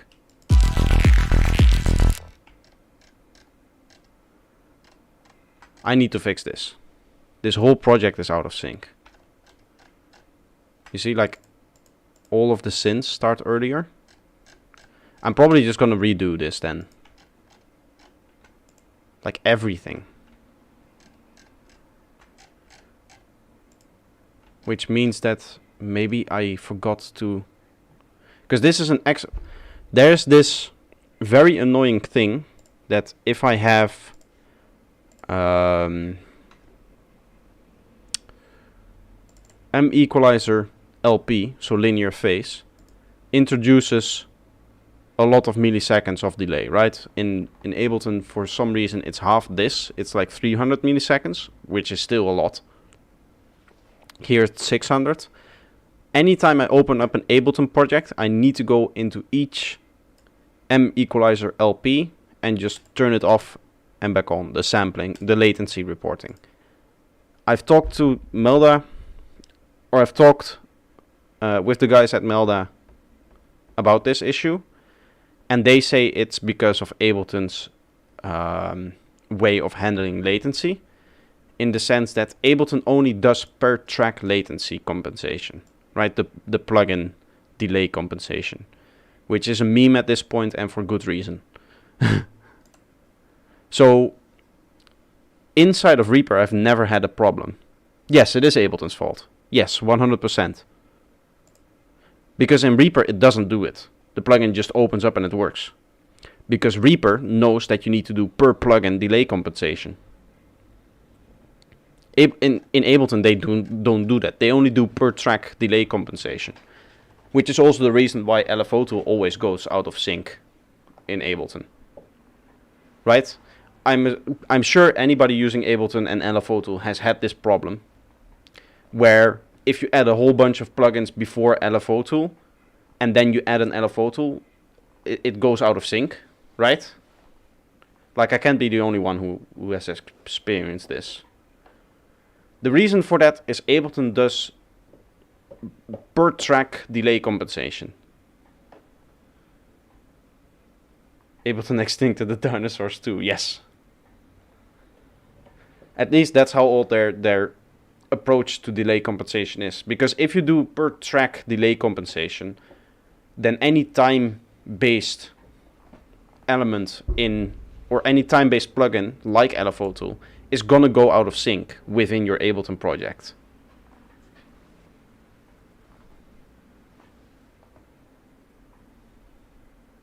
Yeah, Megascope is also a time-based plugin, so that's gonna go out of sync as well. Fucking SciScope. Anytime I do a tutorial on SciScope, you might see that I have this lat in here, right? There's always need to compensate for any delay within the track or within the project. It might even be that it's per output, that it just does delay compensation once, actually.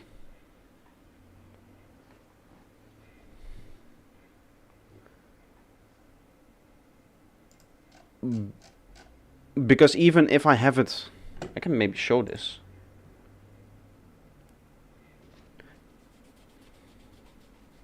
I would absolutely love if Ableton Live were to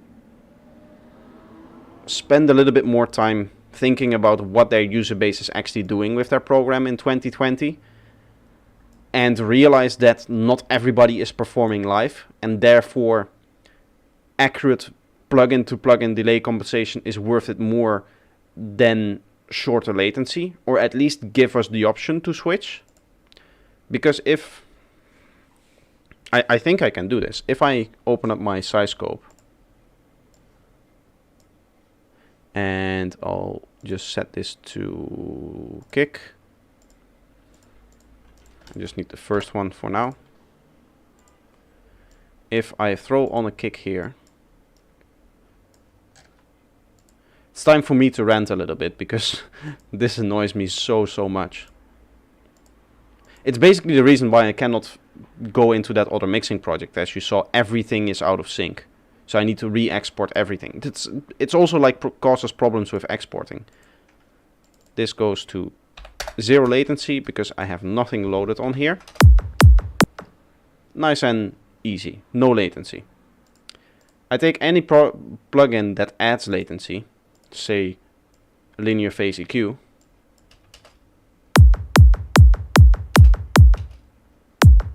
Latency, right? So this is not being accurately compensated. I think if I go to, I'm not going to save this because I need to redo it anyway. If I go into Reaper, let's try this test into Reaper. New track. I need to find a sample. Oh, this is editing stuff.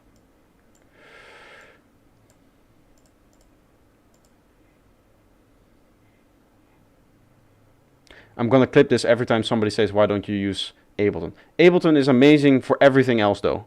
If you're going to clip it, I'll have that in the middle of the clip. Ableton is amazing for everything except for anything that has to do with delay compensation. That's what I want in the clip, okay? Can we agree on this? Let me get just a kick.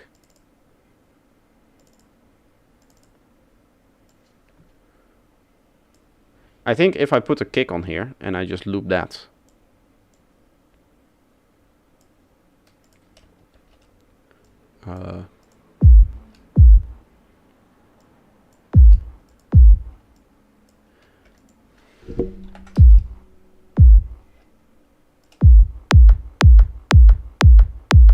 Okay, we have a kick setup. I put size scope on here. That's synced. If I now go here, it stays synced.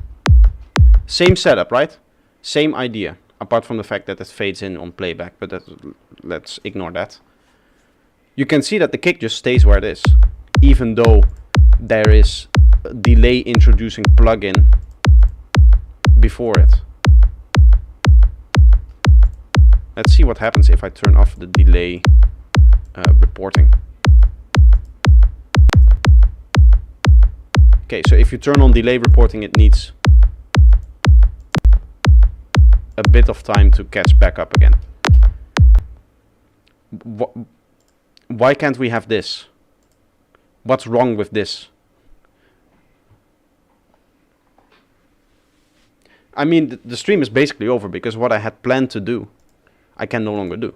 Like, you guys can, if you want, I'll stream myself exporting tracks, which is the most boring thing on the planet. But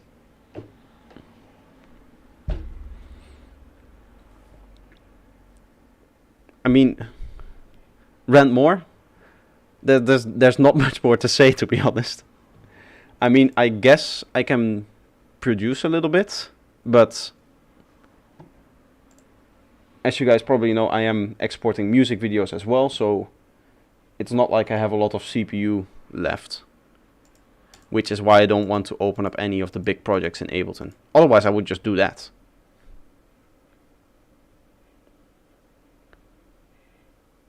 It was still an informative stream. I'm sorry. I need to check all of the stems and I need to realign everything. So I'm going to export everything again. But yeah, this is going to be the stream. I'm sorry that it's short.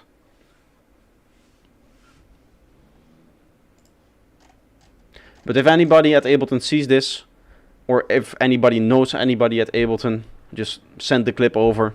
We want normal delay compensation like everybody else. And if you want to be alternative with your live performance, give us the option.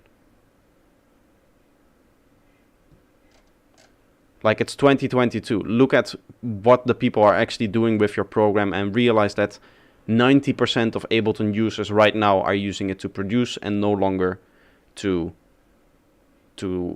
perform live. Right? That's a nice niche, and I'm glad that Ableton has the massive DJ capabilities and performance capabilities that it does, but it's mainly used as a DAW, no longer as a performance tool. So at least give us the option, and it shouldn't be hard to program in per plugin delay compensation like everybody else.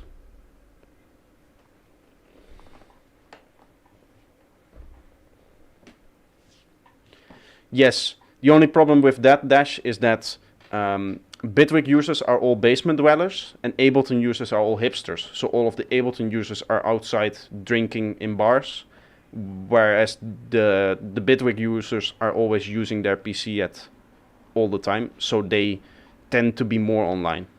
That's kind of the problem, right? We Ableton users are like outgoing and you've seen the people that use Ableton. You've seen their promotional material. There's all people with long beards who are actually having a good time. We don't have the time to complain to Ableton. Either way, I hope they fix that. I consider it an issue either way. I'm gonna go now. I'm gonna fix the exports there. Very sorry once again. Little bit of a short stream, but this is going to be it. If I have more time this week, I'll stream more to compensate. So thank you.